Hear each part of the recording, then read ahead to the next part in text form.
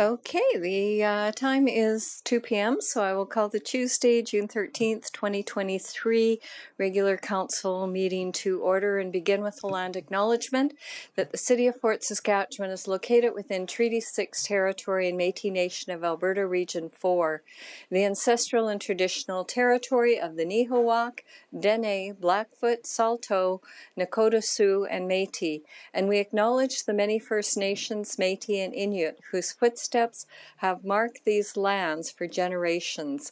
It is because of our treaty relationship that we can live, work, and play on Treaty 6 territory. Thank you. So we're going to just change the agenda just slightly, and we're going to go to consent agenda first. That way we don't have to tie anybody up. So if anybody is willing to put a motion on to approve the consent agenda as per in front of you. Go ahead. Oh, sorry, Councillor Macon, you're on there already. Go ahead. I shouldn't have said yes with my voice. I don't know what I was thinking, but I will move that we approve the consent agenda. Thanks. Okay, and the consent agenda is approval of the minutes of May 9th, 2023, Project 23011, Direct Water Supply Functional Planning Study Budget Amendment, and Public Member Appointment to the Fort Saskatchewan Youth Council. So if anybody wishes for any of those to be severed and removed out of there, this would be your time to ask for it. Not seeing anybody requesting that, then I will close the motion on approval of the consent agenda. Please cast your vote. And Miss Exley, not everybody brought their, so we've got some cards here. People with cards. Oh. Okay, it's not coming up. This will all, oh, there it came.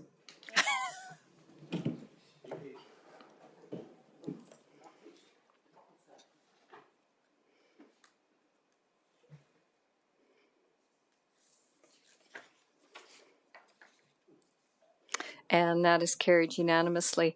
And just before I ask for a motion, we will be going into a confidential closed session for about 20 or 30 minutes. But just before I do, and before people start taking off and that, tonight's kind of a special night. It's Cheryl Exley's last night. Stand up, Cheryl. So everybody, yes. So Cheryl has been with the city 30 plus years. 36 years. Yeah, she started when she was 12. And, you know, I've known Cheryl since she worked at the front counter, but I understand she worked at Harbor Pool for a period of time and then moved from the front counter into Ledge Services.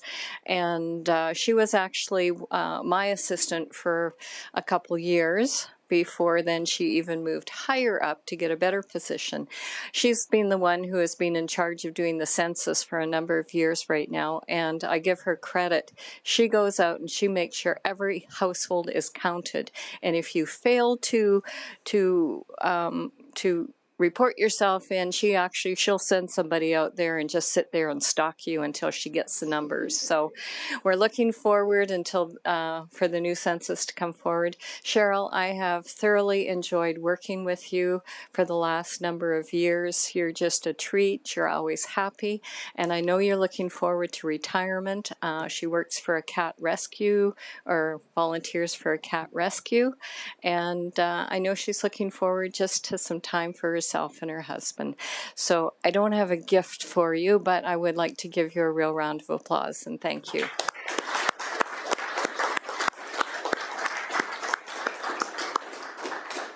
I think the gift will come later. So with that, we are going to go into closed session. So I would ask for a motion to go in camera for the proposed Lindy project. Go ahead, Councillor Abatoye. I'll make a motion that we're going camera as per 2.1. 2.1. Thank you. Call the question. Those in favor?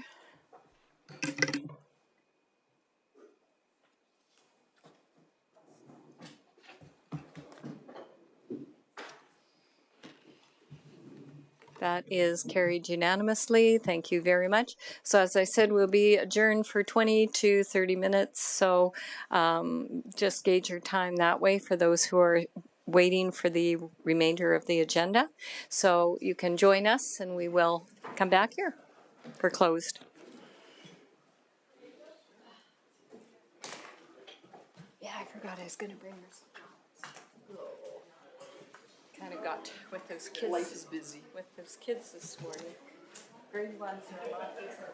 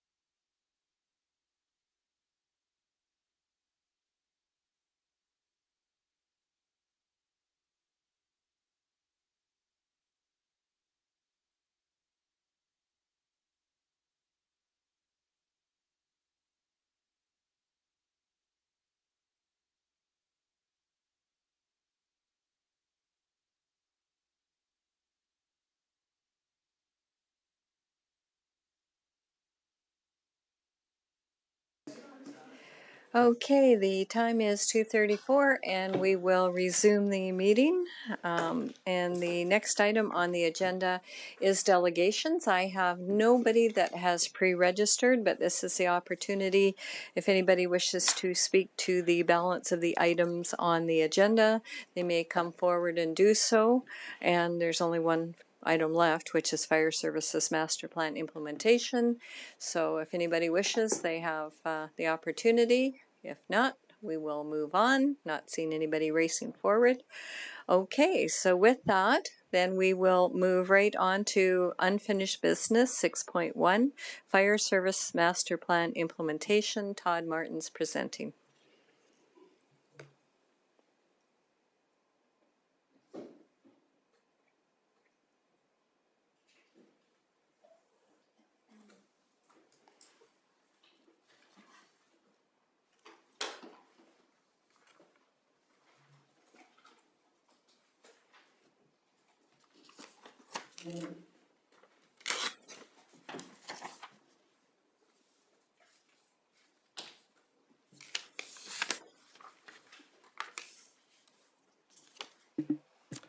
Good afternoon, Your Worship and members of council. My name is Todd Martins, Fire Chief with the city. I'm here today to present the Fire Service Master Plan implementation, and the purpose of this report was to provide council with recommendations from the 2023 Fire Service Master Plan. So I have a few slides for us to go through. So just a little bit of background. The Fire Service Master Plan was approved by council in 2022, $50,000 to come back with recommendations.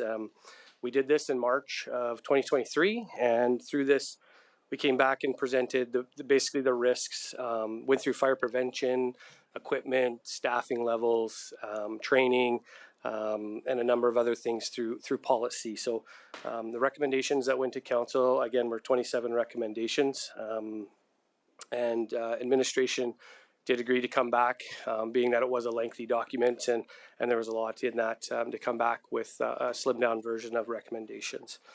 The next one, on April 11th, council passed a motion to defer and allocate the 2023 assessment growth revenue of $1.2 million to be set aside to come back at the end of Q2 for this presentation here. And the last one I have on the board is just current service levels, and I just wanted to quickly touch on this.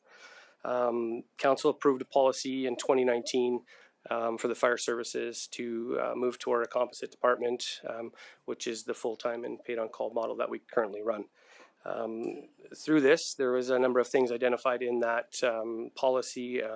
The three that I'll mention are that there will be 3 members on a fire truck arriving on scene within 10 minutes, 90% of the time, a supervisor on scene within 10 minutes, 90% of the time, and then a second apparatus on scene within 6 minutes of the initial call. And this is the one that we do not currently meet. We are seeing times from anywhere from 16 to 40 minutes to get that second or third apparatus on scene. And it's our paid on call members coming from home or from work or wherever they're at within the 30-minute radius. It also has Strathcona County coming in through AutoAid between that 16 and 40 minutes as well. The policy that council you approved also outlined our training levels through there, our service level as far as what we provide. So fire suppression, medical response, DG, confined space, trench rescue, just to name a few, but it goes through all that, and it also goes through the number of staffing that's required to do all those service levels. So that's basically what we went off of, and it also identifies, based on OH&S and NFPA, which is the National Fire Protection Association, which is kind of the guiding and best practices for the fire service.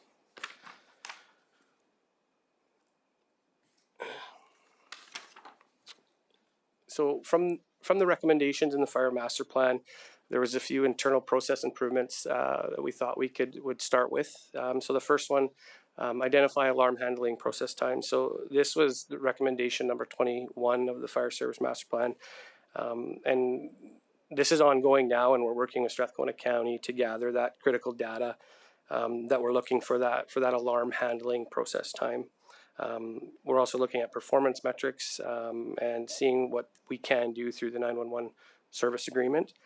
We're in talks with Alberta Health Services currently to see also what we can do to help with the alarm handling time, so it gets to us faster and gets us out the door. We also have the next generation 911 system that's coming on board in September of this year, hopefully, and that should make a big difference in alarm handling time. It'll be computer to computer. The next one is investigate opportunities to improve shoot times. So through the master plan, it was identified that we don't meet our current shoot times. There are a number of departments through Alberta and BC that we looked at that don't meet their shoot times. And it is based on a number of factors. It's what we do during the day, depending if we're training, we're out on any other calls, if we're across the city. The big one is training. If we are out back training, for example, and we have to close our hose lines and turn the truck off and run to it, it does make a difference. So when we look at this, we also looked at opportunities. So we've started working on this currently in 2023. We've moved all the frontline apparatus closer to the training room, the dorms, and basically to the far side of the hall where we do most of the administrative work on. So we've started that process already. We've also are working quarterly with our members and our staff to educate them on how important shoot time is, which gives us that extra little bit of drive time on the other end, which gets us further through the city. And then the final piece that we're looking at in 2023 is the station alerting and how that works. Station alerting has a lot of benefits from alerting us before we actually get the call information. And this is also called a pre-alert, whether the lights turn on and a horn beeps or a siren goes off. Before we actually have the information, we start moving toward the truck. So we're currently working on that and the cost to see if we can retrofit something like that into our system with current 911. So the next slide, the policy and planning development. So when looking at the fire master plan, we identified two. The fire service policy that I spoke to at the beginning in the background is one that we would like to come back to council with in 2024, and I've currently started this process. Some initial things we started to look at is that service level. What do we provide? What do we provide very well? Let's do 4 or 5 things really well, or do 13 to 20 things mediocre. So when we looked at that, we've looked at some of the stuff that's very technical, the trench rescue, the confined space, the DG, those types of things that we don't do a lot of. I don't think we've done one of them since I've been here in the last 2.5 years. So having a look at that and really identifying what our service needs and what we need to see in this policy based on actuals. So reviewing that, we'll also look at the training levels and the actual call types, again, that we're seeing in our service. So that'll be for 2023 and present back to council in 2024. The other one on the board is the emergency management plans. So this was recommendation number 15 in the fire master plan to be completed if approved 2023, 2024. There is a one-time cost of $60,000. And this came up for council to consider us to go out and find a contractor to build these plans for us. It's important. We have a lot of risk in our community. Industry, we have a major highway transportation corridor with a lot of DG stuff going through. We have rail, we have our standard weather events, whether that's cold or heat, and then we have our water. So there's a lot of risk that our community has, and having the opportunity to contract these plans out will give us a more robust bus plan for our emergency management team, our mutual aid partners, as well as everybody in the city, so that if when it does happen, we have the ability to respond and actually have a robust plan. And when I talk about that, we are current with our emergency management audit. We meet the check boxes. However, we're still missing a lot of things, and to have an actual well-rounded plan, and that includes just simple things like a donation plan, a pet plan, a cyber attack plan, a flood plan, and have the ability to have people work on that with current workloads is very, very hard to do. And the expertise that we need to develop these plans is not within the city. We would have a committee to help work on them, but to have an expert come in and actually build these and then have us maintain them moving forward is what I'm looking for in council to approve. So that's I'll speak a little more in the one time down the road as well.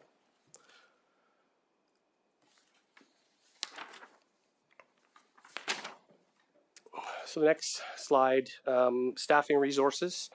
So the recommendation 25 of the Fire Service Master Plan gave a number of options. And I think at the top end, it was 34 recommended staff based on comparators. Administration had a look at all the recommendations and felt that the 6 full-time staff that we're putting forward would help us achieve our current policy with the 2 fire trucks and move us closer to the staffing levels that would give us that effective response force that we feel we need here. So this will also help us with the initial knockdown of the fire, give our members some rehab, some downtime, add another 100 pounds of gear, and the length of some of our working fires that we've had here. And there hasn't been a lot of opportunity for our individuals to rehab per policy in OH&S. So this will also help the city be in compliance with the policy, as I spoke to, and it'll help the city grow as we have more and more complex incidents, which we're seeing. We've went from a paid on call department to a composite department. I've started with 200 fire calls. If I go back in the plan, and year to date, in 2022, we're sitting at about 879 calls. So this will definitely increase staffing. There would be a one-time ask here in 2023 for the 221,000, basically for the last quarter of the year, and then an ongoing cost in 2024 for the 541. And council could look at spreading out the hiring of this over the next couple of years. However, we'd really have to dive into the policy and kind of redo the whole policy that we have currently. So that is an option. Option 2, hire a full-time safety codes officer. This was also a recommendation of number 6 in the Fire Master Plan. They recommend hiring 2 safety codes officers. Again, administration feels hiring 1 full-time safety officer. And augment that with the new staff that we're bringing on board to help with a fire inspection program. So on shift inspections, and then the full-time position would have the ability to handle all the orders and the follow-up that would be needed to go with that. Some of the challenges that we're currently seeing is the shift work component. Members come in, they do a fire inspection, and then they're on days off, we just don't have the ability to do the follow-up and do the orders and provide that public education piece that I think our business community is looking for. This position will also help us with the public education piece, and we should start seeing, with more public education and working with safety codes, we should start seeing some of our call volumes start to decrease. And we should start seeing a lot of our compliance go up, which is a good thing for our community. So the position is, again, for an ask of this year. This will also meet our quality management plan that we currently have in place with the safety codes, and kind of strategically place us to move away from the annual inspection of everyone gets an inspection every year to more of a risk base. And this will give us the ability to really concentrate on the high occupancy areas, our hotels and motels and our schools and things where we have our public in and do the follow-up and the work with them, and then kind of funnel down to our businesses and restaurants and that type of stuff. So this year's a one-time, this is October 1st start again in 2023 of the 44,000, and then an ongoing cost in 2024 for 113,000. The last staffing request is the hire of emergency management position. And again, in the master plan, this was recommendation number 14 of the plan. And this is to have a dedicated position to concentrate and actually work efficiently and effectively on emergency management. The city again has significant risk here. Industry, again, like I said earlier, transportation corridor, rail, water, and again weather. So this position, there's a lot of relationship building that we need to start in our region as well as the capital region. Everything from plans, reviewing exercises. Since I've been here, we've been asked to participate in almost every one of our industry's emergency response exercises, as well as review their plans and provide comments and feedback. Sorry, excuse me. Again, and then in the capital region, we're also part of the Enercare group and the CREP group, which is a big support for us, but it also allows us to lean on our partners when they come in. So having this position as well as to the plans that I spoke to earlier will really set us up for success moving into the future. This position coming in will also be able to hit the ground running with those plans I spoke to earlier, instead of spending the next 2-3 years on actually building the plans and us getting to a point where we actually can be successful. This would be an ask of the $46,000 for a start of October 1 in 2023, and then an ongoing of $118 as well in 2024. The total ask for 2023 for all the positions would be $311,000 and an addition of $778,000 in 2024.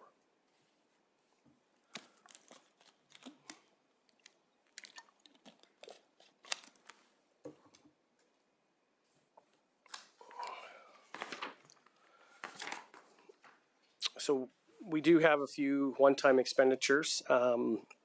So from this, the first one is the station renovation. So adding more staff means we need some more resources, more space. So our current hall is 40 years old, and it's had minimal renovations through the years, some small office changes. We currently only have one shower. That adds a lot of challenges to the floor when we come back from some of our large incidents, whether they're medical or fire, and we have to do decon. We don't allow members into office space, training centers, dorms, if they haven't fully decon. So they're standing on the bay waiting to get into the shower. And again, this adds a lot of challenges. We do decon on scene in our gear, but we still have to come back to the station and shower before we can fully go through the decon process. We currently have 5 dorms and only 2 washrooms. So again, adding the staff, this will bring some challenges with some of the washrooms as well. When the department was a paid-on-call department and EMS was in the station, it was sufficient. Since then, the needs and the growth have changed. And so moving toward with the extra staff, this will give us the ability to add the dorms upstairs and add showers and washrooms.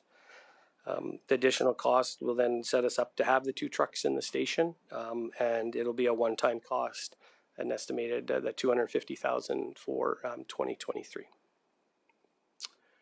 The next one, I don't think I'll touch on it too much more. I think I've spoke to it twice already. It's just emergency management plans.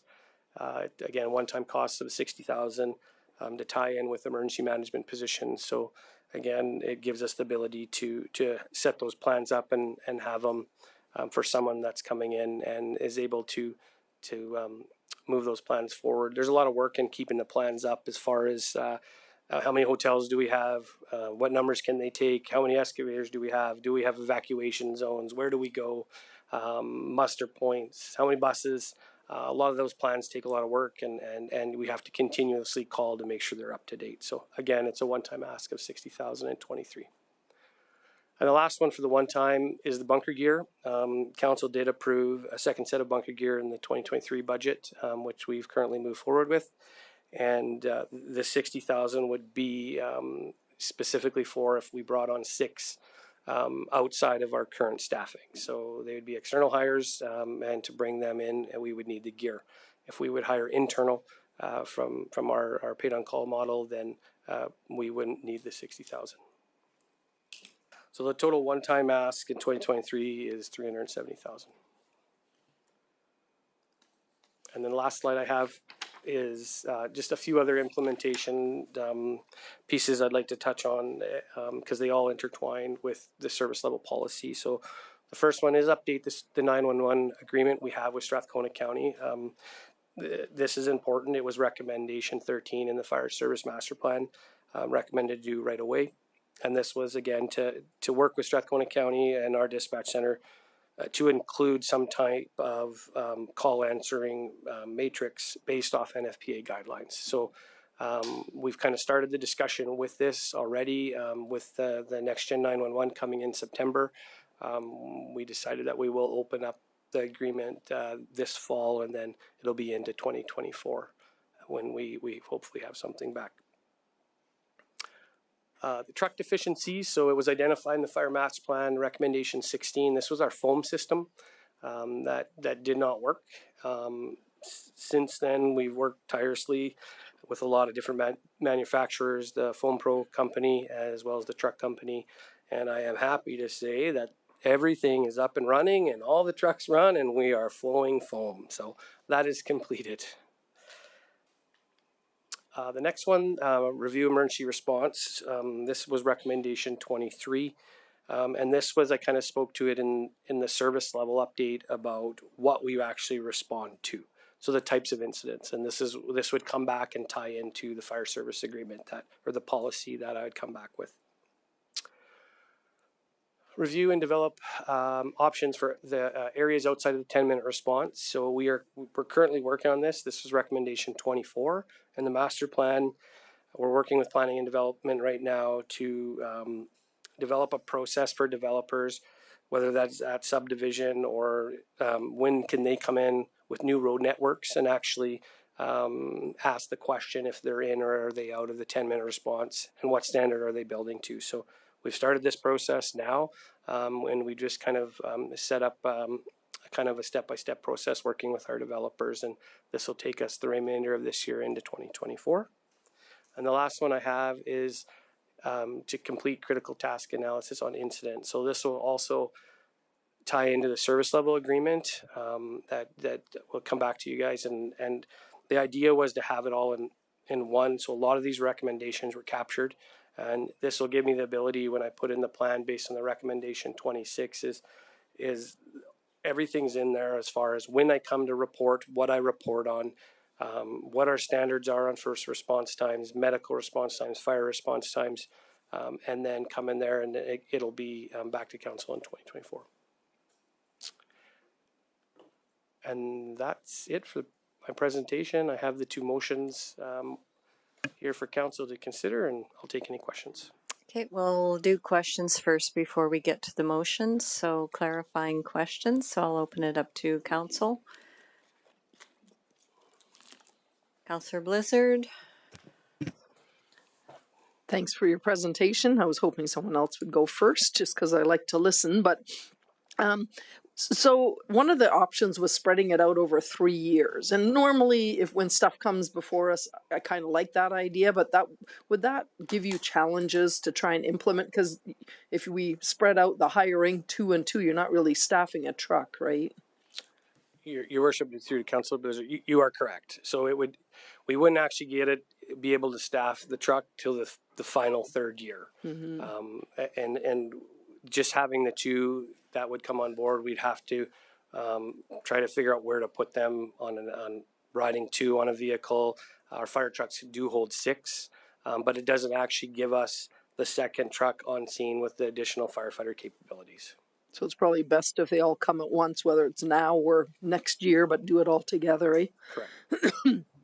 And when you add a second truck, will you still have as many paid on call? We would hopefully hire within, as many as we could within, but we do have the ability to go external as well. We recently just brought on 5 new paid on call as well, so that'll help out. And we'll be looking at possibly another fall intake for paid on call members. So you would still, that's what was my question, you'd still keep up with the same number of paid on call? Correct. Okay. And I have one more, but Go ahead. Oh, okay. So for the one time, and this is maybe for our city manager, where does the funding come from for the one time requests, the station renovations, and maybe it was in there and I missed it?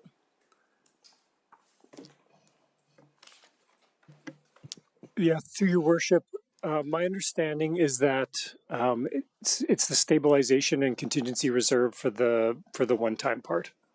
It's in the motion. Okay. Yeah. Okay. And okay, I'll Okay. leave it for. Okay, thank you. I can always come back to you. Okay, Councillor Abatoye. Thank you for your presentation. My first question would actually go to probably Troy. So the station renovations and bunker gears, aren't those capital cost expenses, and shouldn't we be amending our capital budgets for the specific costs? And that's what I would have thought. Yeah, through your worship, the finance people were going to come here tonight, and I told them they didn't need to. So, if you want to give me a couple minutes, I'll answer your question before we finish this off. But maybe just let me phone a friend. For sure. Thanks. Sounds good. Thank you. So back to you, Chief Martins. So when you brought forward the master plan under recommendation 25, there were three options. So the proposal this evening, this afternoon, which of those three are we going forward with? And if so, what kind of impact should we expect? Just one moment, please.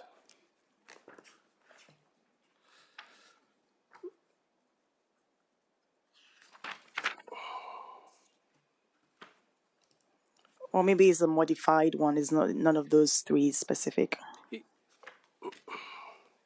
Your worship, through to Councillor Abatoye. So when we looked at the recommendations that Bear put forward, obviously they had a number of recommendations, and the first one was we looked at was higher the 8 full-time and 6 paid on call. So that's the one we initially looked at.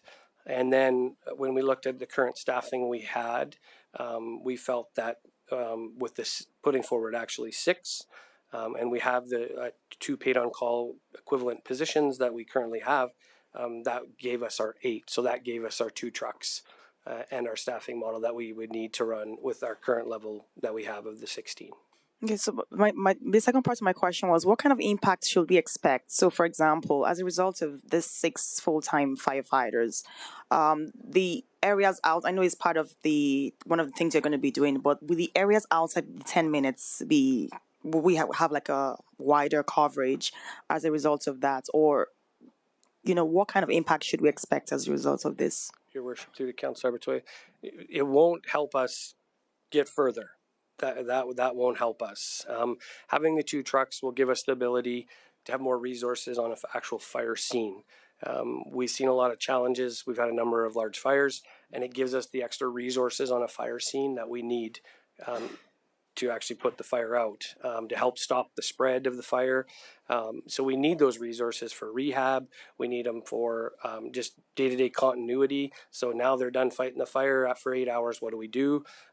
So they'll be there to initially help us with the initial attack, the rehab, and then they'll also help us get to our current policy that council signed off with having the trucks on scene within a certain time frame to meet NFPA. So it'll give us those abilities to do that. It'll also give us the ability in the fire master plan. It was identified that we have anywhere from 30 to 40 over-goal calls. So calls that come in at the same time as we're on another call. And so it'll give us the ability now to, instead of some of our citizens waiting until we free up from the initial call or having an ambulance come from somebody somewhere else, we'll be able to go deal with those 30 to 40 extra calls as well that come in. Okay, thank you. And just my third question, since we're going on threes, the second alternative that you have on the council package, kind of spreading it over the years, what does cost look like for 23, 24, and 25? Do you have the numbers for that? Sorry, I don't have the numbers. Yeah, I guess. Yeah. Finance, right? Okay. Thank you. Thank you, Councillor Kelly, and then I'll jump in. Thank you. I think you touched on it with the last question, Mr. Fire Chief Todd, but would you get back and give me more color, please? I don't understand how 6 full-time firefighters is going to put a second truck on available 365 days a year, 24/7. Your worship, through to Councillor Kelly. So we have with our current staff, we have 16, and then we're adding the additional 6. So this gives us the ability to have 2 staff trucks of 3, and then our paid on call position that we currently have that rotates through all of our paid on call members. And that's the one I spoke to last time, is where they bid on the shifts. There was 2 parts to the paid on call, where they actually come from home if they are around, and the other part was actually where they actually bid on a number of shifts. So we'll have the 2 trucks, we'll have the 3 on each on the full-time staff, and then we'll have the 1 position for the paid on calls on one of the trucks as well. So just that I'm clear, we have 16 active duty full-time firefighters now. Correct. We're going to add 6 to bring us to 22. Yep. But if you have 3 times 2 trucks times 2 shifts a day, that takes 12 firefighters. So full-time coverage for the year, in my mind, would take a minimum of 24, and then we'd have to account for holidays and sick time and a whole bunch of other things that, of course, come into play. Your worship, through Councillor, you're correct, and that's what we're currently doing. The paid on call members, but they also they fill the shifts, so they fill sick time, they fill the overtime. We also have full-time staff that work overtime when our paid on calls can't. So using the paid on call, we're about 26 paid on call, or 28 on the roster now with the new 5. So that's how the model was set up, that the paid on calls take over for that sick time, the holidays, vacation, training, and they come in, and those are the shifts I was speaking to, is that they bid on, as well as that 1 position. And Mayor Catcher, one more question. Sure. Thank you. It's not one I have written down, so I'll try to stumble through it. How is the combination paid on call full-time working right now? Is it running well, or is there some wrinkles that still need to be ironed out? Your worship, through to Councillor Kelly, I think it's working well. I think we have some challenges, like any department would. We are looking at different options to have our paid on calls be more engaged. We're heading back to Tuesday night trainings, starting up in June here, 20th, I believe. But lots of shifts for our paid on calls. We've been back to open up to a lot of training. Like I said, there's a few that might not be happy with the way the department's going and the direction of the full-time composite model. But based on growth and the availability of our current paid on calls, it makes sense. So to summarize, at this moment, there's still a few minor challenges, but overall you're comfortable with how it's working? Correct. Thank you. I'll press again, Mayor Catcher. Thank you. Okay, I'm just getting the list going over again here. Everybody will be in order. Troy, Mr. Fleming, you have an answer? Yes, Your Worship, I have 2. I need to correct my previous answer. The bulk of this is coming from this the assessment growth revenue. So that's the one-time and the ongoing part. And then the additional amount that's not unused for 2023, that's what's going to the stabilization reserve. So my apologies for the first answer. I needed to correct that. What finance has said is renovations like this, as far as capital versus operating, what they'll do is once they get more detail on the renovations, they make a bit of an assessment and they'll figure out which one it is. So we may have to come back again and correct that, but it depends on the nature of the changes, whether or not it's capital versus operating. So they were comfortable just using this wording for now, and then as we move forward, they figure it out for sure. Okay, thank you. Okay, I'm going to jump in.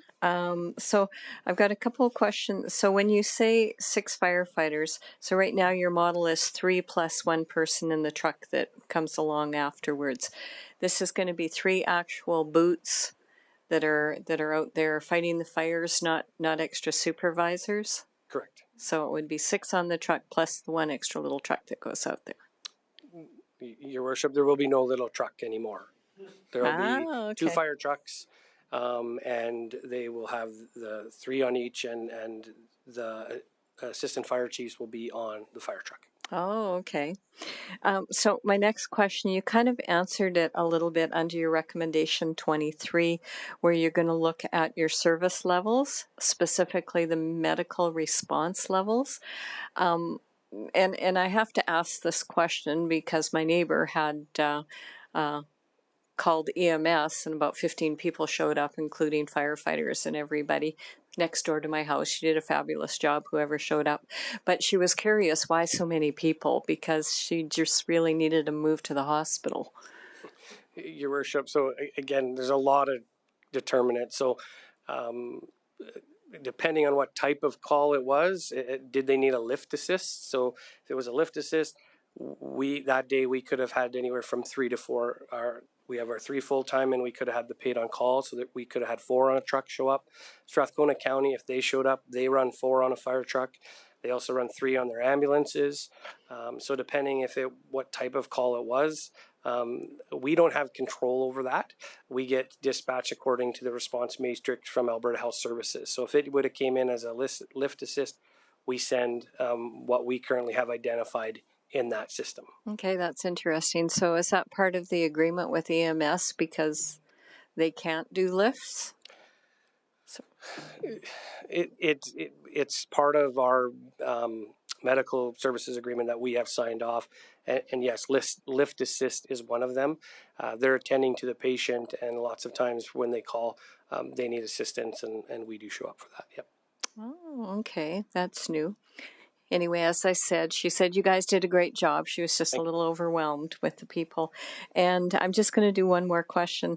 On the DEM position, that's currently, it used to be the general manager, and then it got shifted to you. So what is the DEM position going to be doing for a full-time position? Your worship, so the DEM position will take on the whole program, and that's reviewing our current plans, training our staff, working with industry, working with our regional partners. Every business, every industry that's in our city has to provide us with an emergency response plan, and we have to review that and provide feedback. We also need to be part of their exercises that they do. So I've sat in a number of them already. But as you can imagine, the prepping and the time that goes into each one of these, being the authority that has jurisdiction, we're supposed to be involved. So currently that's me. And based on the recommendations from the Fire Master Plan, having a new department, a new union, there's the 13 recommendations today. It's a lot of work. And so that position will be a full-time to, again, work with development of the plans, training our staff, reviewing and building the relationships in our capital region that we need. And then anything else that we need to put on that, we don't activate as far enough as we do. And that person would be the person that does that, as well as an on-call piece for emergency management. Oh, okay. Okay, getting really educated here today. Thank you. And is that person going to need a computer? Because I didn't see a computer in your request. We'll let that one slide. You can figure that out. Okay, going back to top of list. Okay, I have some that haven't weighed in, but Councillor Blissard, you're on top again. So if the DEM sorry. So if the DEM's doing all that, what are you going to do? I'm just kidding. Can I have the motions explained a little more? Because I'm looking at the numbers, and the 681 is actually the exact number for the one-time expenditures for station renovations. But where's the 311? That is the 2023 impact if their hiring is done. Your worship, Councillor, yeah. So the one-time 2023, you're correct. It worked out to be 311, and the one-time asks is actually the 370, which gives us the 681 for 2023. Yeah, but the one-time is already 681, so the 311 I don't even see that in here then. Through your worship, the one-time amounts in total come up to 370. Correct. That's the chart in the council report. Okay, I'm just looking at the financial implications for 2023. It says 311. Yep, he's saying you add that one and that one. Oh, that is the total. Okay, sorry, just misread that then. Problem. Okay, I think Yeah, I think I'm good with that. Okay. Councillor Abatoye. Thank you again. Just back to this DEM position, and just when you were explaining the emergency plan, I'm just wondering, why wouldn't they do it? Shouldn't that be part of their job? Because I mean, right now you're the one doing, this job, and I'm wondering why shouldn't that be part of their job? Coming up with an emergency plan. It sounds like something that should be in their job. Your worship, through Councillor Abatoye. So that is part of their job, to review plans and propose new plans. Should there be, the reason I put it in here, it would take anywhere from 2 to 3 years for an individual to create these plans. You had said yourself that it's just simple things. They are simple in the world of the EM portfolio, but not for myself, or if I have to ask IT to come up with a cyber attack plan for emergency management. They're not the subject matter expert on that. So that's why we would contract that out to have individuals that do this for their day-to-day and build those plans. And then again, for us, it's more of the management piece moving forward, updating the contact information. We'd still have to create plans. But again, this would take 2 to 3 years to do, and we would never get ahead of the program. We'd always be playing catch up. So this gives us the opportunity to start fresh with the plans and roll them out to our current members and actually be compliant if we had to evacuate our city because of the wildfires that came close to our city. And so this person will be implementing that plan. Correct. That's what that rule is. Okay. Just maybe 2 little questions, if that's okay. So you talked about industrial event exercises that you have to go for, and that you're called here and there to attend those meetings.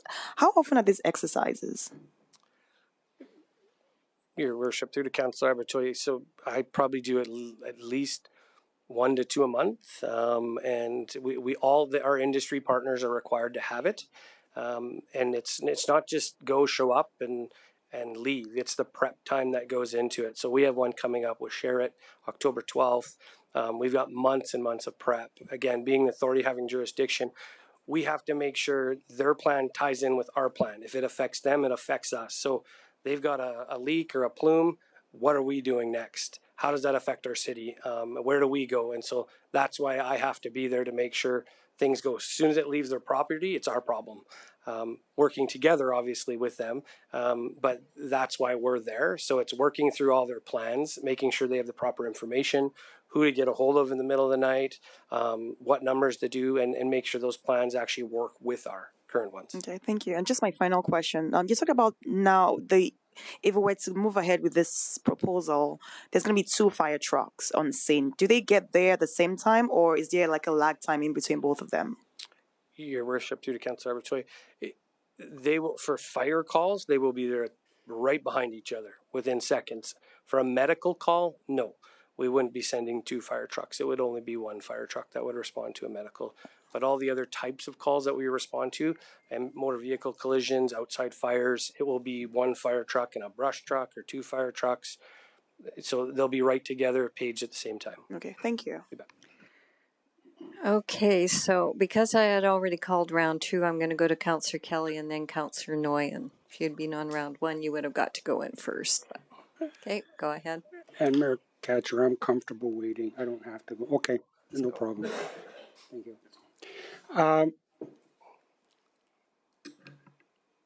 The subject of the 10-minute envelope has caught my attention in a big way, Fire Chief. If we met for call handling and shoot time the NAPFA guidelines, how would that expand the 10-minute envelope in Fort Saskatchewan? Your worship, through Councillor Kelly, so if everything lined up perfectly, it would. Again, the more the shoot time, the faster we have shoot time, the more drive time we have. So you're absolutely right. It would help us to be able to get further out into areas of the city. It absolutely would help. Yep. Okay, and I'm going to put you on the spot because when the consultant spoke and this issue was addressed, they brushed it under the table. That was the impression I got. The message from the consultant was, I've already talked to Fire Chief Martins about this, we don't have to spend much time on it. In actual fact, if we met those times, we would have the ability in all likelihood, but I don't know because, let me rephrase the question. Did the consultant or has anybody actually calculated what the envelope would look like if in fact we met those guidelines?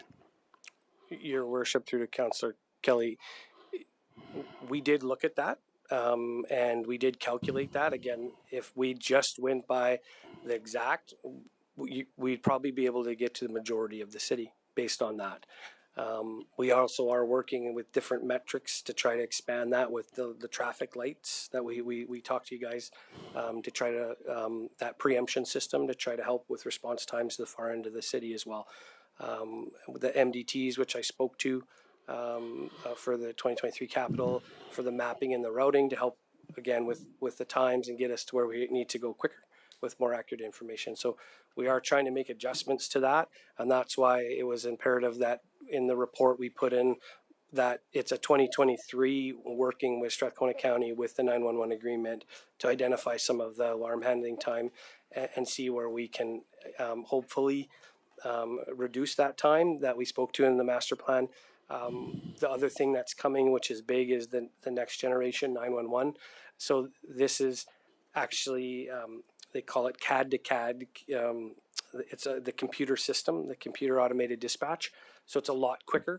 Removes out some of the human error, and it goes basically, so if we get a call from Strathcona or if we get a call from Alberta Health Services, it actually pushes it to our computer instead of going through a human first. So we're hoping that, again, that will be able to speed things up as well, and that we will see a decrease after we have all this in place, and we will be able to get further in the city. Okay, thank you. Just to conclude this particular conversation, it sticks in my mind that the report also suggested that the fire department, it would be appropriate for the fire department to report to council on a regular basis the results of their performance. Am I correct? It sticks in my mind that was there. Your worship, through to Councillor Kelly, you're correct. That's one of the recommendations I have, I think, on the ongoing, that was the second last slide presentation, where in the service level policy, I'd identify, again, when I come to you, what I come with, is it quarterly, is it semi-annually, that'll be in the service level policy, what we report on for times, for medicals, for fires, that'll be in the benchmarks we want to have, that'll all be in that report. So there was a recommendation from the Fire Master Plan. Mayor Katcher, bear with me just to conclude this one thing. But that reporting on this specific issue of call handling and shoot time, that wouldn't have to wait till we actually do a service level review. We could start that fairly soon if we wanted, correct? Correct. Thank you. Okay, thank you. Councillor Nguyen. Yeah, thanks, and thanks for the presentation this afternoon, Chief Martins. A few short questions. I'll just do a takeoff question, I guess, on the 10-minute response time map. So our light timing was readdressed. We're working with a consultant recently. Is this map going to be redrawing with new estimates in the near future, or are we keeping it as is with our traffic light timing work that has preceded us?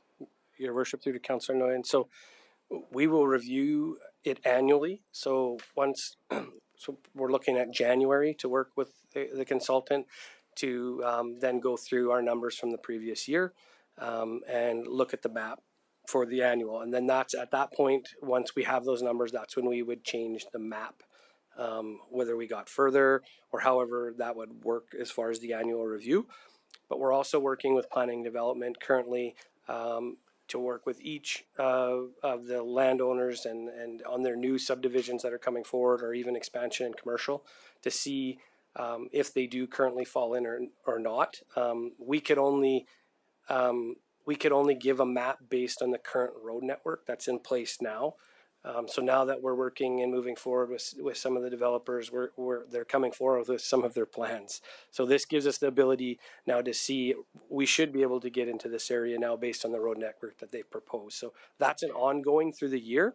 It's just we're not going to change the map every month. It'll be an annual based on our current Right. numbers. Okay. So we'll see that back in January if there are any amendments to Correct. it based on the work that's been done. My next question has to do with the DEM position. Because you mentioned a few different plans that that position is responsible for creating. Some of them seem like they don't need to be updated frequently, such as a flood plan, like that risk. Obviously, it needs to be addressed and mitigated, but that plan should stay in the way it is from its drafting. How many plans do we have that don't require yearly or maybe semi-annual updating that we can rely on for the next 10 years or 20 years? Your worship, through to Councillor Noy. So we review all of our plans annually, and we do that for the content that's in there, phone numbers, emails, that type of stuff. And then again, some of the plans are specific to resources. Right. So we do have to update them. So we do review them annually. However, we don't have to rebuild the plan every year. So it's more of an ongoing maintenance. Whereas, so once we have the plans built, we'll be able to do that maintenance moving forward. Whereas now we don't have any of those plans. Sorry, we don't have any of the detailed plans. We do have our stuff to meet our audit through AEMA. Okay. Yep. Okay, thank you. That gives me a better understanding. When and this is rewinding a little bit. The beginning of your presentation, you mentioned in regards to the request for 6 full-time staff hires, that if we don't obtain this number of new positions, that our policy is inapplicable. I'm not sure if the wording that I have there is reflective of what you mentioned, but I was going to ask you to explain that in more detail. Your worship, through to Councillor Nolan. So the current policy that's in place says we will have a second apparatus on scene within 6 minutes from the initial time of call. Okay, so that, yeah, okay. Yeah. That's good enough then. Yeah. That clarifies it for me. Thanks. Okay, you're good. Councillor Harris. Chief, with respect to your recommendation for safety codes officer, I'm familiar with that from having worked in that field in the past. Obviously, what kind of an individual are you looking here? Are you looking for a trained firefighter who's worked in the field, done these things? Are you looking for somebody with building experience, engineering experience, that sort of thing? What do you anticipate in that context in terms of the qualifications for that individual? Your worship, through to Councillor Harris. So very experienced, well-versed in safety codes. Even if they had a dual discipline, that'd be great. If they don't, then making sure they actually have the expertise for the fire code discipline that we do. Okay, so right now, that discipline, do we have that within our safety codes allocation here? We do. Yes, we do. Okay, so this is just a question of creating the resource to be able to ensure that we've assessed the risk, we've stayed on top of it, and we've mitigated in that context. You're correct. Okay. Second question, I understand the recommendation coming forward effectively, correct me if I'm wrong, will allow us to meet the response times that you've talked about within the current footprint of the current fire hall. Correct? Correct. Great. When do we anticipate further discussion and information coming forward on the need for the second fire hall? Obviously, we've allocated the space. We've talked around it a little bit. It was talked about peripherally with the consultants. But when do you anticipate that being a discussion we will have from an overall capital expenditure standpoint? Your worship, through to Councillor Harris, I believe, and Troy, correct me if I think it's a design at 2025, I think is in the capital plan. Okay, so that's in the chute, and ultimately then that will be a discussion that the council of the day will ultimately have. Is that included within our 10-year capital plan? Okay, I've got Mr. Fleming and Chanel, so either one of you. Through your worship, I was just going to supplement to that I think the intent is for council to have the discussion in 2024 as to whether or not we should go forward with the second fire hall. So I think there'll be some money in the budget to do a bit of like a conceptual level work on it. And then if that does look amenable to council, then 2025 is when design gets approved and we go forward with the with the process. So with that timing, and this is just a subset to this, so then you're telling us that ultimately, if we approve these recommendations, we will buy us some time to be able to meet the service needs that we ultimately have obligated ourselves within policy and service standards to deliver, and we'll achieve those outcomes. Through your worship, to keep it sort of simple, what we're saying today is this is actually just going to help us meet our current service level obligations within the existing footprint of the fire hall, like you said before. It doesn't buy us any time necessarily, I wouldn't say. It just helps make sure we have the capacity to respond within our current sort of 10-minute bubble, if we want to call it that. The human resources needs have been met. Yeah, this is probably, I would say this is more addresses the volume capacity side than it does the timing side of our response. Okay, thanks. Okay, thank you. So I've got round 3, Councillor Kelly. Thank you.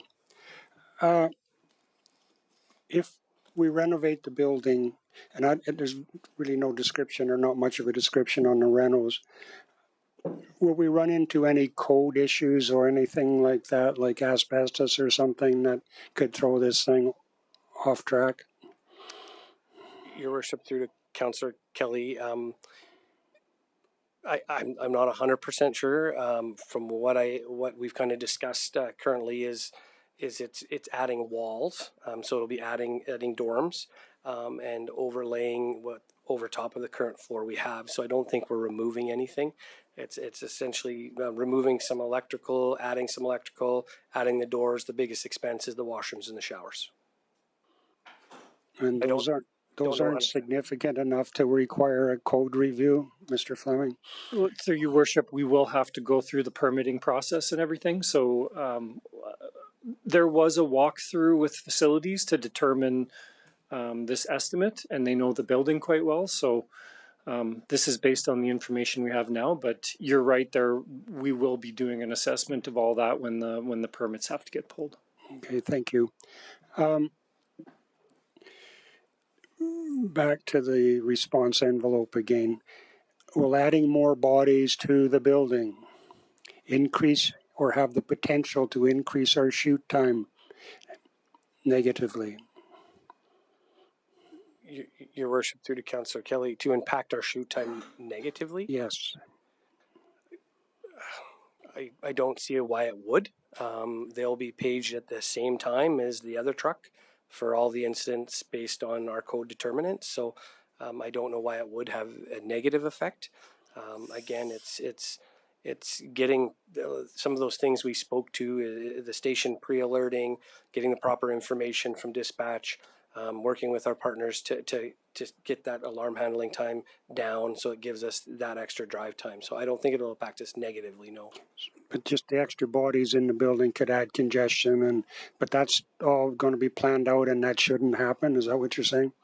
You're correct. So we've already moved some of our trucks around currently. So we have first due apparatuses and second due is the second truck. And how we'll have it set up is the dorms that we currently have will be for the second due apparatus, which they're close to, and the renovation will be close to the other trucks. So we're trying to strategically place them so it does cut down on shoot time. Okay, thank you. I can continue, Mayor Katcher. You're the last one on the speaking order right now. Perfect, thank you. This is probably better directed toward Mr. Fleming. It crossed my mind when I read the proposal, and I think most of us up here, and I'm maybe speaking out of turn, still wonder what a DEM would do for 8 hours a day for 200 and some days a year. And it occurred in my mind, Mr. Fleming, that perhaps what we could do is change our portfolio allocation at the general manager level and hire and reallocate the fire services and protective services to its own portfolio and have that particular individual also take over the DEM job. And then, of course, that frees up another portfolio. Maybe you could juggle and even out the workload a bit. In other words, add another person at that level in the organization. And I'm wondering, and I did do some research on it. I mean, not comprehensive, but Question. well, yes, you got to. The question doesn't make any sense without some preamble, and I appreciate that, Mayor Katcher. It's common in the industry or in the municipalities at our level to have the portfolios we have, but it's not universal throughout the province. So I'm wondering if you have any opinions on that. Your worship, it's probably something I would want to give some thought to. I would like to comment on the 8 hours a day, because it was similar to a question that Councillor Abatoy had, and I really do appreciate the question, because we had that conversation a few different times as this work was coming forward. And sorry for the length of what this answer is going to be. My understanding of how emergency management works has evolved a lot over time, because I think I had an assumption early on in my career about why isn't it just the fire chief? I think that's a really good question. And a couple things have changed for me over the years that have sort of demonstrated to me why there's merit in doing it this way and having a dedicated position. And one is I actually had the opportunity to take, it's called ICS, Training Incident Command System, right? Yeah. I think I'm ICS 200 certified. I think there's it goes up to 400 or 500. And it's a very complex subject matter area that takes very specific and detailed training. So imagine an incident that were to happen within the city of Fort Saskatchewan that couldn't be handled by the fire hall, or perhaps the fire hall and some assist from our operational departments. And it involves a significant mass mobilization of city and external resources to deal with. And those types of things don't happen very often, although in Alberta, there's a number of municipalities who have their EOC stood up right now. And it is a very unique subject matter area, and it requires, like I said, a lot of training, and it's important to the community in those moments when you need it. Hopefully or luckily you don't need it that often, or hopefully ever, but you know, COVID was a time, a lot of municipalities stood up their EOCs. We didn't feel the need to, but we do, and we had a risk profile that was done in the city I think it was 5 or 6 years ago now, and where they looked at the city's risk profile for emergency management. And when you look at heavy industry, when you look at dangerous goods movements through the city, when you look at the pipeline corridor and the 18 heavy duty pipelines that run through it in our jurisdiction, and River Valley and a number of other things, we do actually profile as a higher risk community than, say, an average urban center. And the training, like right now, what happens is we have what I would describe as a fairly minimal program. We've got an emergency management plan that gets looked at bare minimum, and then we have a group of volunteer staff. They have to take time out of their regular jobs. Many directors and other staff that actually sit as part of the emergency management committee. And if I were to give my honest opinion to council, and I don't want this to become like a fear mongering, but I don't believe that the city is as well prepared for a major emergency as we could be if we had dedicated resources with dedicated knowledge. And that includes the ability to work very closely with our industry partners on their plans to make sure they're working at a proper standard, and to help the community themselves with education and making sure the community members themselves are prepared proactively in case of an emergency. So I do think that there's a fair amount of work that's there when you start getting into, I'm going to start to forget all the acronyms, but there's the emergency management group that works in the Heartland. And there's a number of groups. There's one that works with the entire capital region. Chief Martins would know all these acronyms, but there's a lot of different groups out there that we want to network in with to be well prepared. So I do realize that the ask is a lot when you go from zero to a full-time position all at once. But this is something that has been a bit of an area of concern for me for some time. We tried to have it with the general manager. We've tried to have it with the fire chief. And when we sit back and assess the program, it just wasn't getting the attention that it needs. And it needs dedicated subject matter expertise. So could it be a general manager, and could it be a general manager that has departments under it? I would have to give that some thought in terms of the type of person. Are you getting somebody that's an executive level person, but is also willing to do plan reviews and update emergency management plans? There may be such a person out there, but again, I probably want some time to ponder that one a little bit. How much time?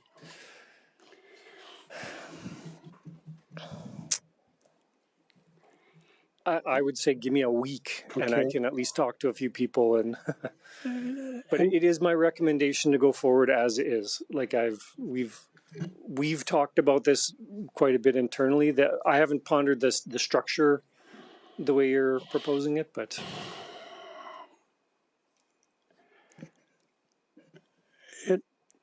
Okay, and I appreciate the answer, Troy. Very detailed and I think well thought out answer. I'm just looking at it from a general manager's perspective and how we maybe get people with an more focused aptitude for some of the roles in the organization. And that's it. I don't mean to be negative. I'm not trying to be negative. One more question, Chief Martin. The fire service level review will come out when? Anticipated?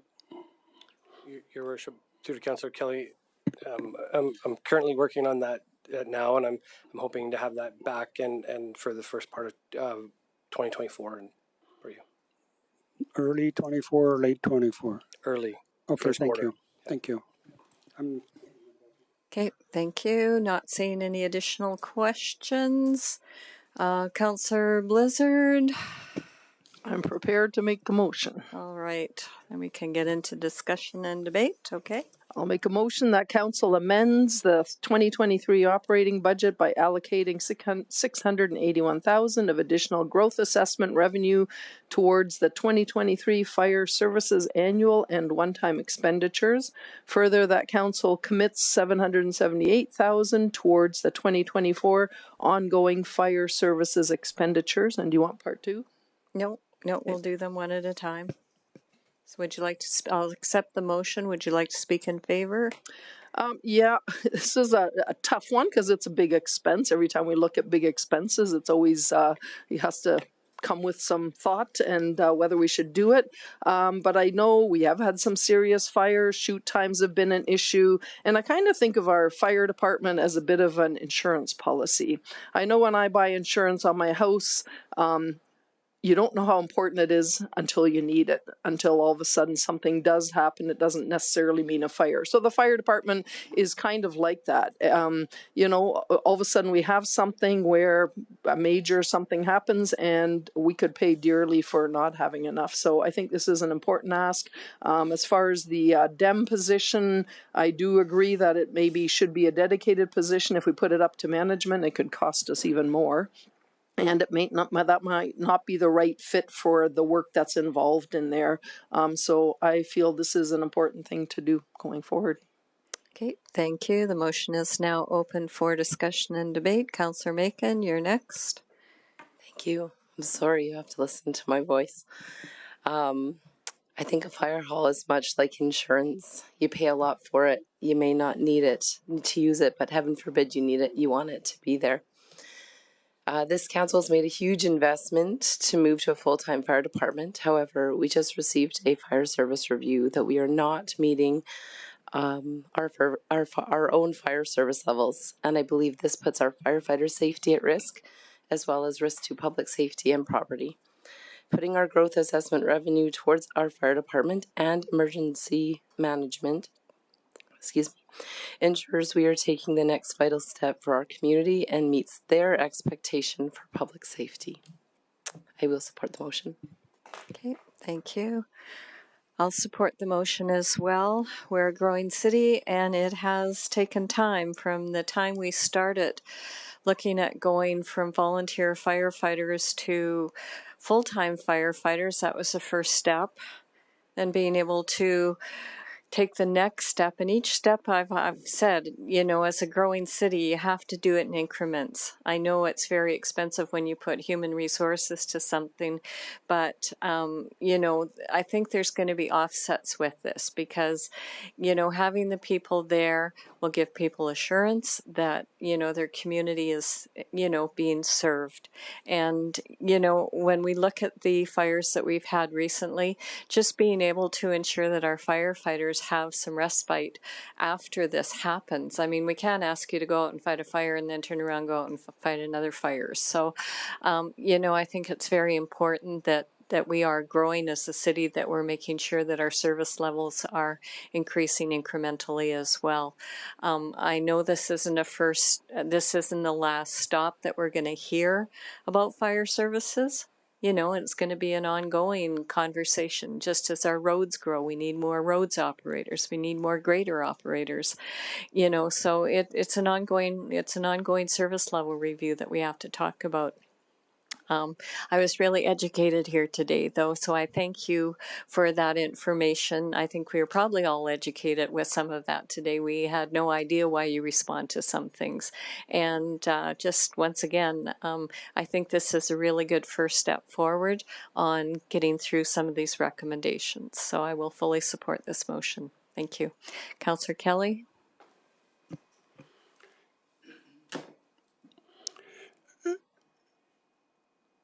I struggle with the motions as provided. I will end up at the end of the day supporting them, though.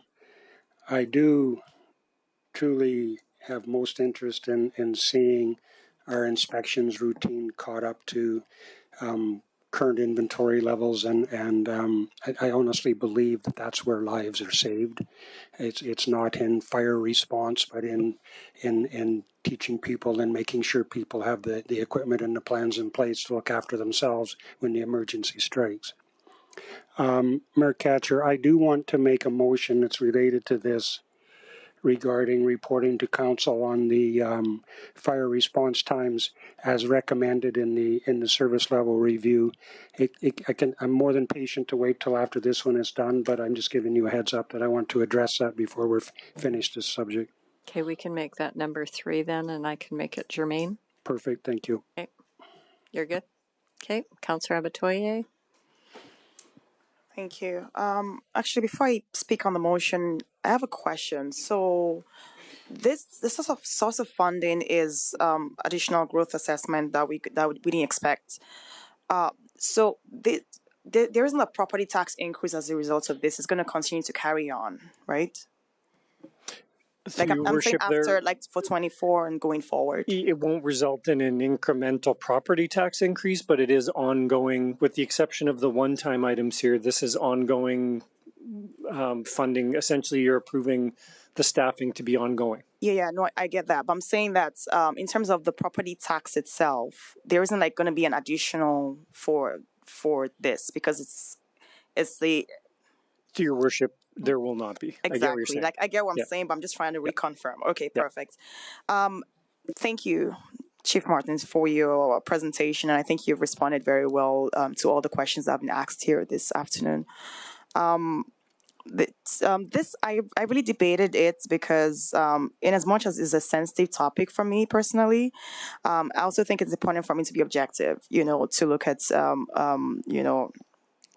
this request. And I do agree that fire service is so important, and the proposal we have before us today, based on what has been said, is going to, reduce overall community risk, which I think is important. You talked about, having 2 trucks at the site, which will obviously, reduce loss of lives and properties. And, and you said you'll be able to respond to multiple calls and stuff like that.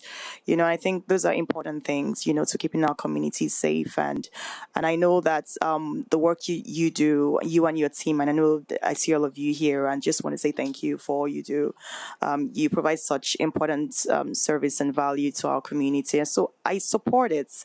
But sometimes I just wonder, how much is enough, right? At what point do we say, okay, this, but also I support it because, we have this funding that just came and just dropped on our laps, and I think it's just a fantastic blessing, to be able to provide the necessary service to our community this way. So I support the motion, and thank you for all you do. Thank you. Councillor Nguyen on the motion. Yeah, just a question, but before speaking to the motion, because looking back to budget, we had bunker gear requested. What is the life cycle for bunker gear roughly? And my question what ties in, I guess, to maybe are there any other ongoing costs in the 2 to 5 year range per firefighter? And I think we looked at that before, but can you refresh my memory? Your worship, through the Councillor Nguyen. So the bunker gear cost that we put forward was $60,000. And again, that was only needed if we would hire external to have the 2 sets of gear that they would be required. Okay. Yeah. Okay, thank you for that. Yeah, I know you've gone around and discussed the fire services master plan in great detail since we've seen it in council.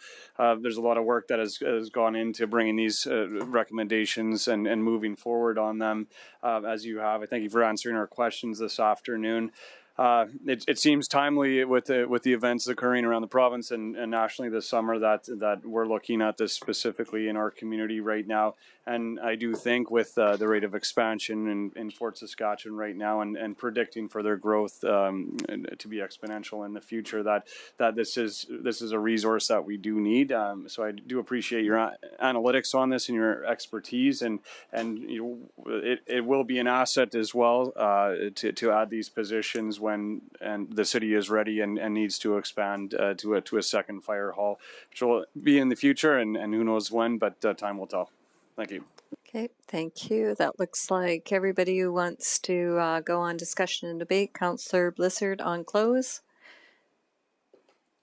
Go ahead. I really don't have too much to add except what Councillor Abatoye said. Thanks to all the fire department here that came out today. It's always good to see you guys support your chief, and we hope that this will make our fire department even better. Great, thank you. The motion is now closed. The first motion, please cast your vote.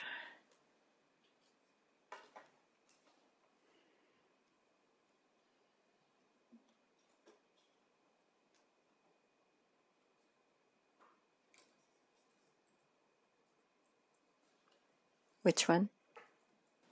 Your worship, is just Councillor Abatoye.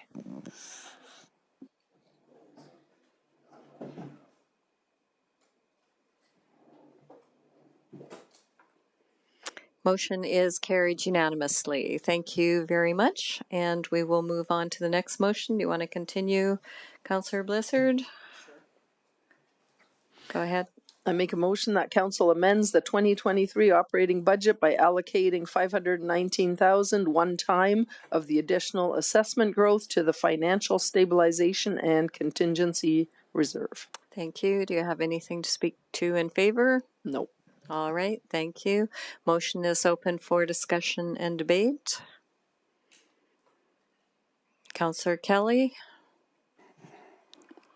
I want to flog this subject one more time, Mayor Catcher.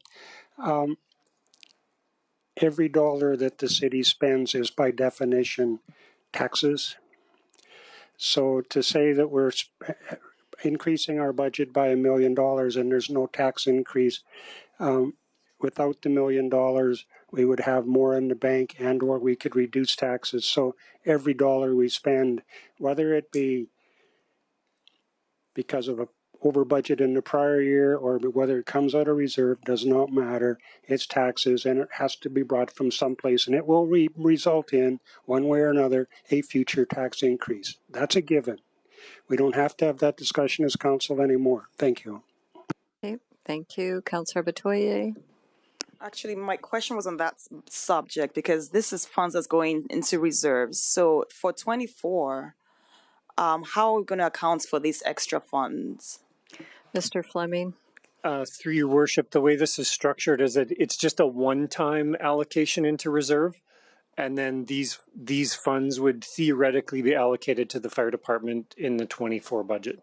They'll be allocated to the whole budget, but Oh, I see. So You this just think same about fund is it. going to be allocated to the fire department. Yeah, So just we don't need the entirety of the assessment growth revenue to get us through for 2023. So you're allocating what we think would be spent this year, and the rest is going into reserve. So That's but they what need this motion is. 771. I might be wrong, but I know it was 700 and something that you need for 24, and we're moving 500 and something. But there was the one-time amount for this year that we're also using, that we won't need next year. So right. that's probably Okay, so what that will makes take up care the of the difference. ongoing. Okay, perfect. All right, thank you. Okay, thank you. Okay, anything on close, Councillor Blizzard? All right, so the second motion is now closed. Please cast your vote.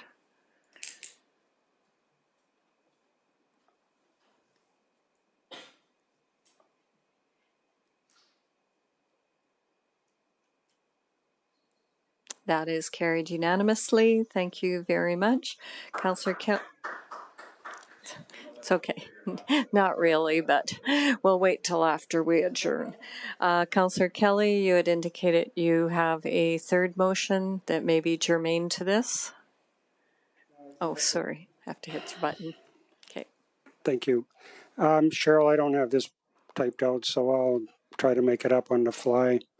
I move that the fire chief report to council every 6 months, providing a monthly analysis of the call response, shoot time, travel time, in other words, call response times for the department, the fire department, for the city of Fort Saskatchewan, in the same format, or essentially the same format that was provided in the table within the consultant study that was given to council some time ago. Now, the last sentence can be left off the motion, Cheryl, sorry. It's 6 months of reporting, every 6 months report commencing with December 23, providing monthly breakdown on detail on call response at the fire hall in a format consistent with what was given in the consultant's report. And after everybody listened, does that make sense? So move that the fire chief report to City Council every 6 months commencing December 23rd. 23, yeah. December 2023 with a detailed breakdown. Along the lines of, yes, of call response. Call response is handled by the fire department in the same, essentially the same format as was provided to council or provided in the consultant's report. And I'm going to stop the motion there. In the format, I think Chief Martin understands clearly what I'm talking about. Is this just...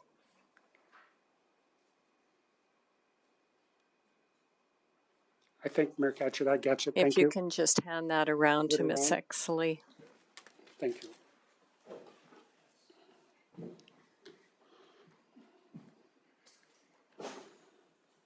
We'll just pause for a second. Okay, so while she's typing that in, if you want to speak to your motion. And I do, thank you. I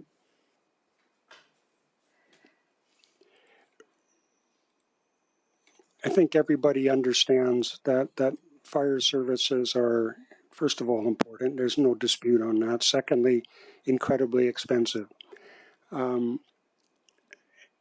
I was concerned when I read the report and some sections of existing Fort Saskatchewan, because of the way things have been happening, fell out outside of the 10-minute response time.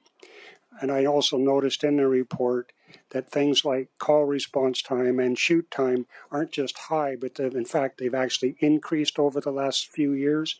And there was really no explanation provided in the report or in the analysis as to why that had happened. And there might, in fact, be no clear answer. Anyway, one of the ways to help the taxpayer afford this is to be efficient with the resources.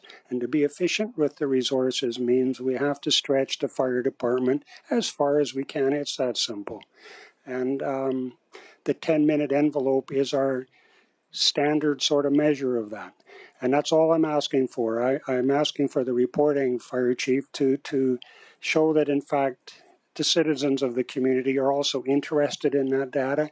And I received emails on that stuff, and I assume other councillors did as well.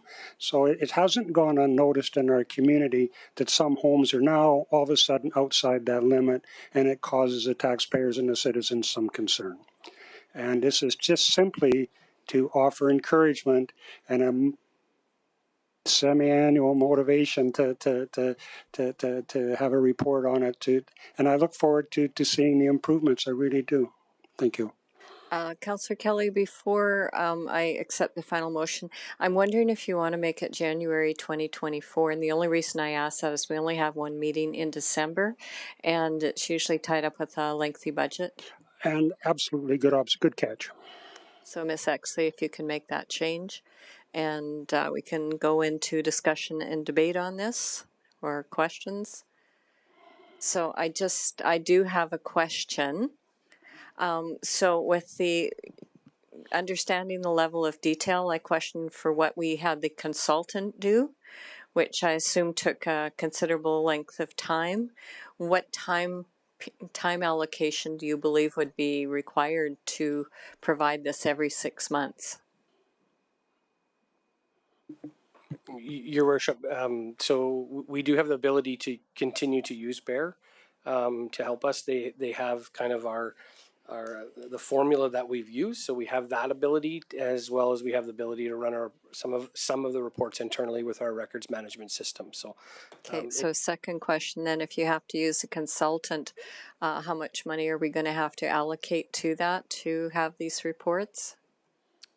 Your Worship, I don't know the exact dollar number off the top of my head of what that would move forward. We're actually kind of having some of that discussion now when we review the 10-minute response time annually as well. Okay, I may come back. Okay, Councillor Nguyen. Sorry, Chief Martins, do you already do analytics per call? Like I would assume that you have a summary report of each incident, and then it would just be a few numbers that you'd have to pull from. You have internal software that does this already, so to me, this would just be a consolidation of data on your end.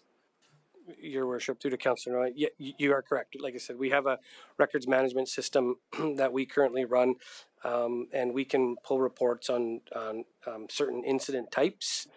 So medicals, alarms, fires, outside fires, and we can run that. The shoot time, it takes a little more work to do. Standard call volumes on numbers, that's not that hard to do.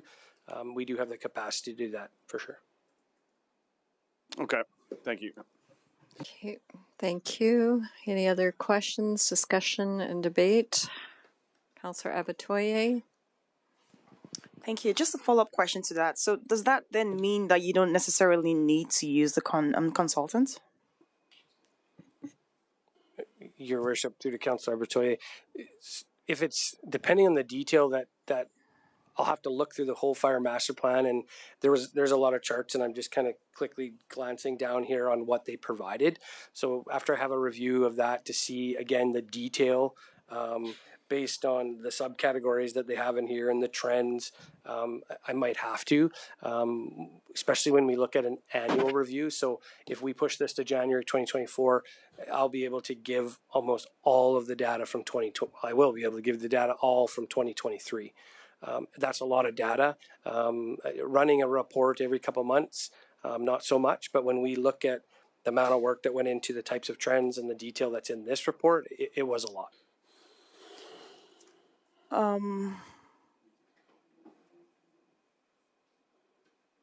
Okay, thank you. Okay, Councillor Kelly, question?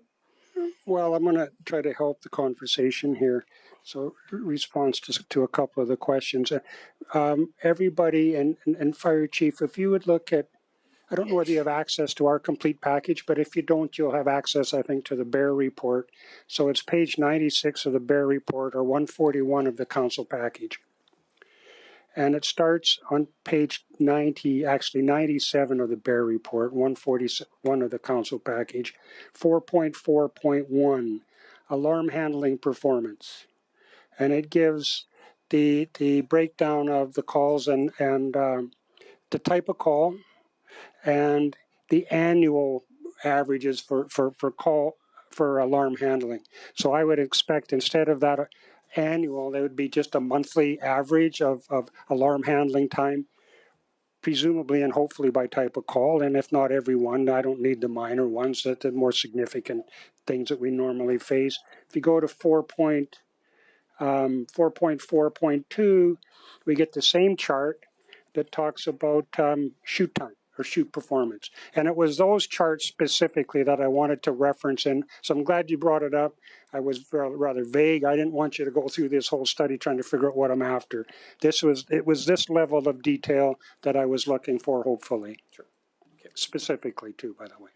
Okay, so that's just as debate. I'm still got it open for discussion and debate.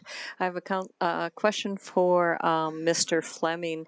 So if this motion were approved, should we be waiting to find out what the cost is going to be, and we could bring that, and that could come back before we actually pass the motion, or B, should there be some cost associated with this?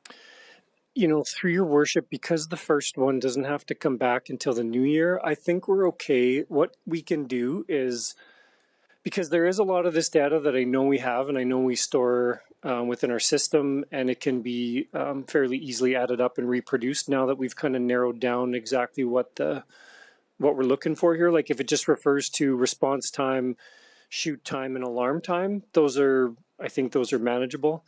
But we do have the ability over these next few months, and as we're developing the 2024 budget, if we see a cost, we can include one in the budget for 2024 if we think that that's necessary. Okay. All right. That satisfies my question. Okay, Councillor Kelly on close. I don't think, and thank you, Mr. Fleming, for that response as well. I imagined this to be, as Councillor Noyan described, a re-summarization of the data that you're probably already keeping. I didn't think for a second that we would need to involve the consultant again. If there's a cost, I get that. I would more than welcome the discussion at council on the cost, but there's a cost to not having proper coverage within the community as well, and we would have to compare that and calculate that number as well, and I think you would find that it would be far higher than the cost to produce the data. So anyway, said enough. Thank you. I'm prepared for the question, Mayor Katcher. Okay, thank you. The motion is now closed. Please cast your vote.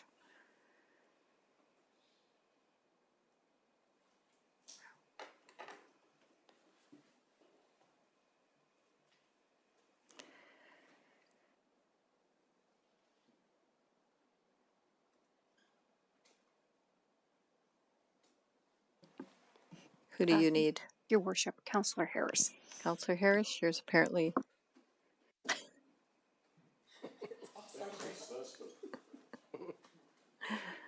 Okay, that is carried unanimously. Thank you. Okay, moving on. Are there any notice of motions? Oh, okay. Councillor Blizzard. You push your button. Go ahead. I don't have a date, but I guess at the next meeting. What's our next meeting? 27th. 27th. I'll bring this motion forward that council direct administration to review the expense amounts within the council remuneration and expense policy and procedure GOV-009-C in addition to the budgeted amounts for overall travel and meals against comparable municipalities specified in the council remuneration and expense procedure section 4.3B. And that the results of this comparison be brought back prior to the fourth quarter, so at the end of the third quarter of 2023. Okay, thank you. So Ms. Exley will take that. Are there any other notice of motions? Not seeing any. Are there any points of interest? No. Are there any council inquiries to administration? Not seeing any. With that, I will take a motion to go in camera. Councillor Noyan. Yes, I'll move that council enter in camera to discuss matters under FOIP. All right, thank you very much. I'll close the motion. Please cast your vote.